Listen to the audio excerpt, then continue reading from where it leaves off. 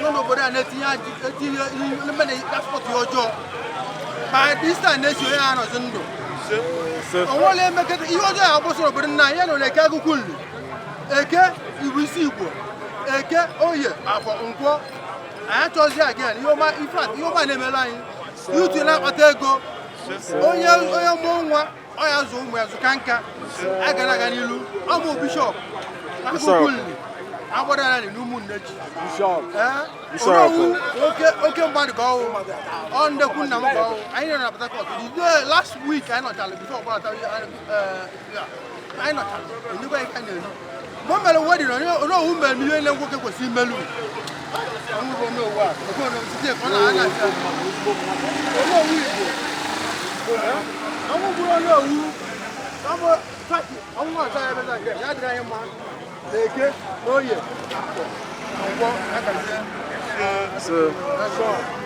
Bishop.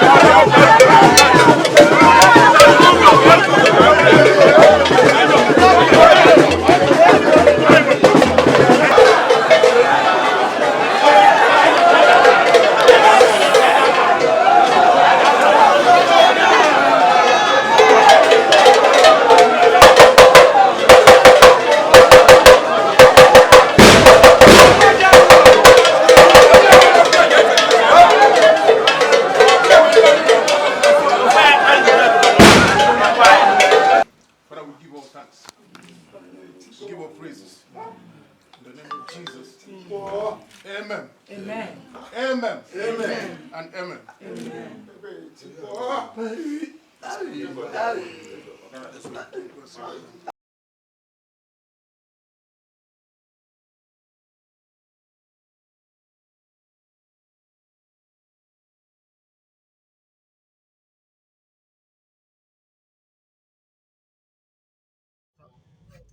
Ma ndị ọgbọ ịfadịgo ma ndị ọmụrụ ọgbọ anyị na-ekele unu niile n'ihu unu mere anyị kene ndị ọga anyị si nwa ha bịa ụbọchị onye kwa mmadụ gbọpụbara onwe anyị na-ajụgboro isi ka kpara akwụkwọ dugo ekwuru na ya zigbo egwu anyị na-arịọ onye kele elu ka anyị mebe n'ụtụtụ ebe mgbere anyị na gbara anyị ụtụtụ ebe mgbere anyị mebe eke ya hụ nkwọ ya gbakwa n'anya eke ya hụ nkwọ mmebi adịghị mkpọ ala ara adị none daalụ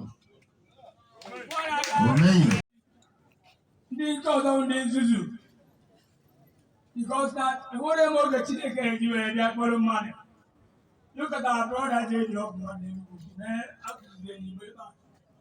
nobody and I did at any time Ogbonna ezi ya nwere mara oge ahụ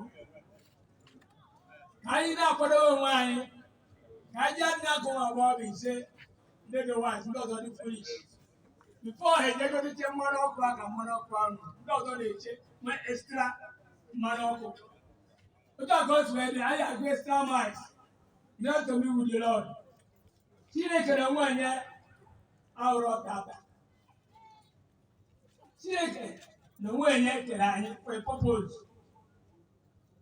baptizim si na ogbe ibe na-atụ anya ka ndị logo baptizim na-emewe na ndụ niile and the purpose of the time also in Jeremiah 29:11 he said, I know the plan I have for you.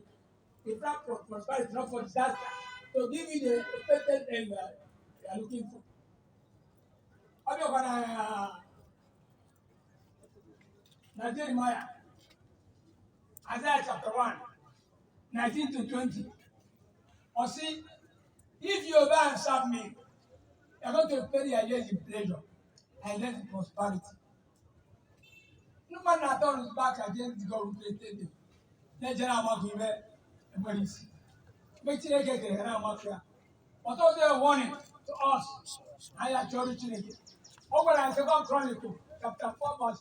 Well, when I would have never known that I didn't come on the one. The Tiana needs to tap the line. I need people in a Christian line and for Christ and wine. I'm proud of you can put in the Galaga. Yes, Nelly, I believe. Yes, Nelly, I believe. Yes, Nelly, I believe. I'm proud of you.